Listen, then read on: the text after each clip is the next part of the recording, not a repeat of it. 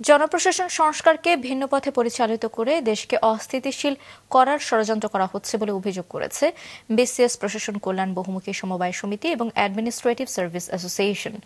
সকালে এক প্রতিবাদ সভায় উপসচিব পদে পদোন্নতি ইস্যুতে সংস্কার কমিশনের চেয়ারম্যানকে অপসারণের জন্য ৪৮ ঘণ্টার আলটিমেটাম দেওয়া হয়।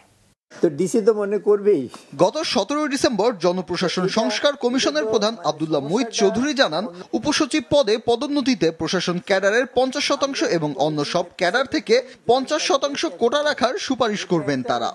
আমরা এখন এটাকে 50-50 করে দিয়ে আমাদের সুপারিশ, আমি বললাম তো আমরা সুপারিশ অলরেডি করেছি। জনপ্রশাসন সংস্কার কমিশনের এই সিদ্ধান্তের প্রতিবাদে সকালে প্রতিবাদ সভা করেছে বিসিএস প্রশাসন ক্যাডারের অবসরপ্রাপ্ত এবং কর্মরত কর্মকর্তারা। তারা বলেছেন, উপসচিব পদে ৫০% হারে পদায়ন বৈষম্যমূলক, অযৌক্তিক ও ষড়যন্ত্রমূলক। বৈষম্যমুক্ত বাংলাদেশ করার স্বপ্ন, সে স্বপ্ন এখনো লক্ষ্যে আমরা পৌঁছতে পারিনি। যারা সেই লক্ষ্য অর্জনে বাধা সৃষ্টি করছে, এই ধরনের বৈষম্য সৃষ্টি করছে, তাদের বিরুদ্ধে আমাদের ঐক্যবদ্ধ থাকতে হবে। এ সময় জনপ্রশাসন সংস্কার কমিশনের চেয়ারম্যান আব্দুল মুহিত চৌধুরীকে পদত্যাগের আহ্বান জানিয়েছেন বাংলাদেশ অ্যাডমিনিস্ট্রেটিভ সার্ভিস অ্যাসোসিয়েশনের সদস্যরা। ৪৮ ঘন্টার মধ্যে এই মুহিত ভাই অপসারণ চাই। সরকার যদি অপসারণ না করে, কিভাবে অপসারণ করতে হবে সে টুলস আমাদের জানা আছে।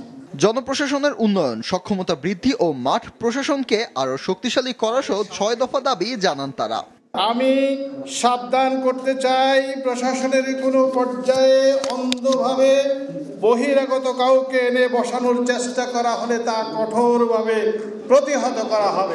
বিসিএস কল্যাণ বহুমুখী সমবায় সমিতি ও অ্যাডমিনিস্ট্রেটিভ সার্ভিস অ্যাসোসিয়েশনের আয়োজনে এই প্রতিবাদ সভায় অনলাইনে বিভাগীয় কমিশনার এবং জেলা প্রশাসকরা যুক্ত ছিলেন। বাংলাদেশের স্বাধীনতা উদ্ভূত পরিস্থিতিতে সরকারের উপসচিব পদে প্রশাসন ক্যাডারের বাইরে অন্যান্য ক্যাডারের ২৫% আগের মতো বহাল রাখা সহ ক্যাডারগুলোর মধ্যে শান্তিপূর্ণ সহাবস্থান নিশ্চিত করার জন্য অন্তর্বর্তী সরকারের প্রধান উপদেষ্টার হস্তক্ষেপ কামনা করেছে আন্তঃমন্ত্রণালয় কর্মচারী অ্যাসোসিয়েশন। ফাহিয়ান হামিম, মাছরাঙা সংবাদ, ঢাকা।